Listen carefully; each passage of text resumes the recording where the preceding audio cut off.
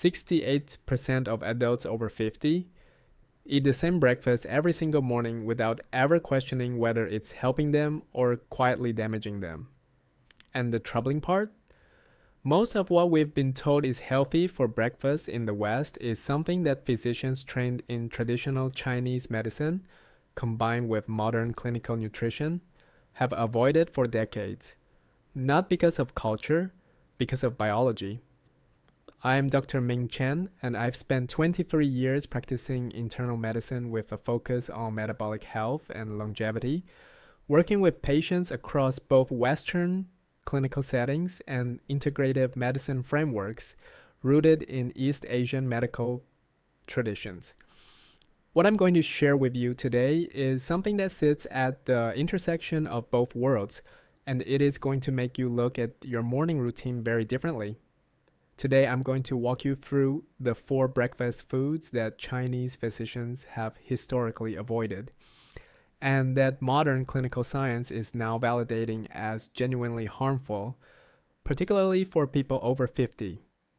I'll tell you exactly why each one is a problem, what it does to your body in the specific metabolic context of the morning hours, and what to eat instead. By the end of this video, you will have everything you need to rebuild your breakfast in a way that protects your heart, your brain, your blood sugar, and your energy for decades to come. But before we get to the list, I need you to understand one concept because it is the key that unlocks everything else in this video. Think about a furnace, an old-fashioned furnace that heats a home. In the morning, when it's been cold all night, that furnace needs to be brought back to full capacity, carefully and methodically. You don't throw gasoline on a dormant furnace, you use slow-burning fuel that builds a steady, sustainable heat. If you use the wrong fuel, like fast-burning, unstable, chemically complex, you get a flash of heat followed by a cold house and a damaged system. Your metabolism works exactly this way. After 8 hours of fasting, your digestive fire, what Chinese medicine calls spleen qi, and what Western metabolic science calls your insulin sensitivity and mitochondrial efficiency, is at its most vulnerable and its most receptive. What you feed that system in the first 60 minutes of the day sets the metabolic tone for the next 16 hours. It determines your energy, your inflammation levels, your cortisol curve, your cognitive clarity, and your cardiovascular risk that day, every day. This is not a metaphor, this is measurable physiology. And what makes mornings particularly dangerous for people over 50 is that insulin sensitivity naturally declines with age. Your metabolic furnace doesn't recover from bad fuel the way it did at 30. The damage accumulates differently, more quietly, and far more consequentially. Now let's talk about the first food, fruit juice, including freshly squeezed orange juice. I know this feels like I'm attacking something sacred. Orange juice is breakfast, it's tradition, it's vitamins. And I want to be very clear, an orange is not the problem. A glass of orange juice is a completely different biological event. When you squeeze an orange, you remove the fiber. That fiber is not just filling.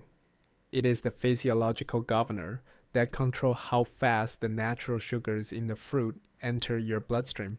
Without it, the fructose and glucose in a single glass of orange juice hit your liver and your pancreas like a wave.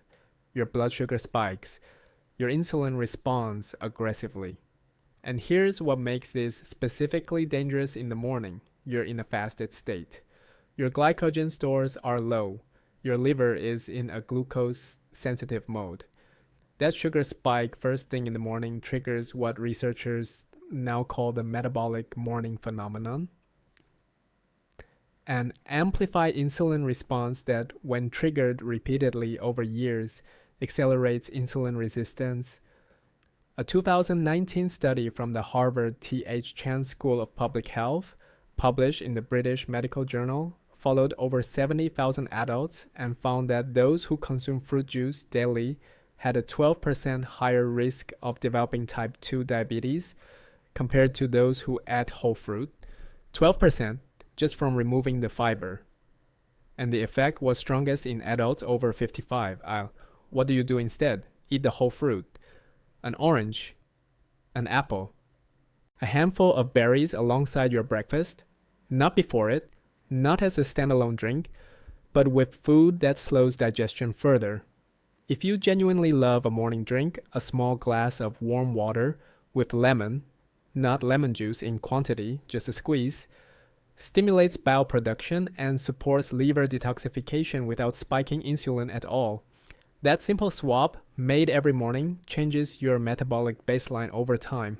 The second food is one that is going to surprise a lot of you: instant oatmeal and most commercial breakfast cereals, including the ones marketed as heart healthy. Let me separate this carefully, because not all oats are equal, and I don't want you throwing out your pantry. The problem is not oats. The problem is what happens to oats, and grains in general, when they are processed into instant or rolled form and combined with added sugars, flavorings, and stabilizers. Whole oat groats or steel-cut oats have a glycemic index of roughly 40 to 55. They digest slowly. They release glucose gradually. They feed your gut bacteria, reduce LDL cholesterol through beta-glucan action, and sustain energy for hours. This is genuinely good food. Instant oatmeal with flavoring has a glycemic index that climbs to 65 to 83 depending on the brand. It has been pre-processed to the point where your digestive system barely has to work.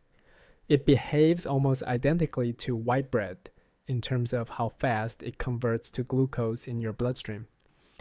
Add a splash of fruit juice alongside it, and you have created a morning insulin event that in Chinese medical tradition would be described as overwhelming the spleen's transformative capacity, and in Western metabolic science would be called a significant postprandial glucose spike in a fasted metabolic state. Thomas, 64, a retired accountant from Michigan, came to see me 2 years ago with fatigue that started every morning around 10:30. He'd been eating instant oatmeal with a drizzle of honey and a glass of orange juice for 11 years. He thought he was being disciplined. His HbA1c was 6.1, pre-diabetic. His triglycerides were elevated. His energy crashed every single morning at the same time because his blood sugar was spiking hard at 7 a.m. and bottoming out by 10. We switched him to steel-cut oats with walnuts, a soft-boiled egg, and water. Within 8 weeks, his 10:30 energy crash was gone. Within 6 months, his HbA1c had come down to 5.4. He told me it felt like someone had replaced his battery. That's not magic, that's glycemic management. The practical action: if you love oatmeal, buy steel-cut oats. Cook them the night before. In the morning, reheat them and add protein, a spoonful of almond butter, some walnuts, or an egg on the side. Protein at breakfast is the single most evidence-backed intervention for stabilizing morning blood sugar and reducing total daily caloric intake. A 2020 study from the University of Missouri, published in Obesity Journal, found that a high-protein breakfast reduced appetite hormones significantly more than a high-carbohydrate breakfast and led to fewer cravings and lower caloric intake throughout the entire day. Now I want to stop for a moment and ask you something directly. How many of you watching this right now eat the same breakfast every single morning, and have never once questioned whether it's actually working for your body? Type same breakfast in the comments if that's you. I ask because I see this pattern constantly in my clinic. Smart, health-conscious people who eat something because they were told it was healthy 20 years ago and have never revisited that assumption. Your body at 55 is not the same body you had at 35. What it needs at breakfast has changed. If this video is giving you a moment of recognition, please subscribe to the Dr. Ming Chen channel and give this video a like. It's how I know this information is reaching the people who genuinely need it and it keeps this community growing. The third food is something many of you may be having right now as you watch this video. Commercial yogurt, specifically the low-fat, flavored kind that dominates supermarket shelves. Here's the problem in two parts. First, flavored yogurt. A single serving of most commercial fruit-flavored or honey-flavored yogurts contains between 12 and 28 grams of added sugar. That's 3 to 7 teaspoons of sugar first thing in the morning, in a food that most people consider healthy and virtuous. Combined with the fasted metabolic state we've already discussed, this is a significant problem. Second, and this one is more nuanced, the low-fat designation. When manufacturers remove fat from yogurt, they replace it with something to maintain palatability, usually sugar, modified starch, or artificial sweeteners. And here's what we know from the last decade of nutritional epidemiology. Dietary fat from whole dairy in moderate amounts is not the cardiovascular villain we spent 40 years believing it was. A meta-analysis published in the European Journal of Nutrition in 2017, pooling data from 29 studies and over 900,000 participants, found no significant association between full-fat dairy consumption and cardiovascular disease risk. None. What does drive cardiovascular risk is the chronic insulin response from excess added sugar, which is precisely what you get in the low-fat version of the thing you thought was protecting your heart.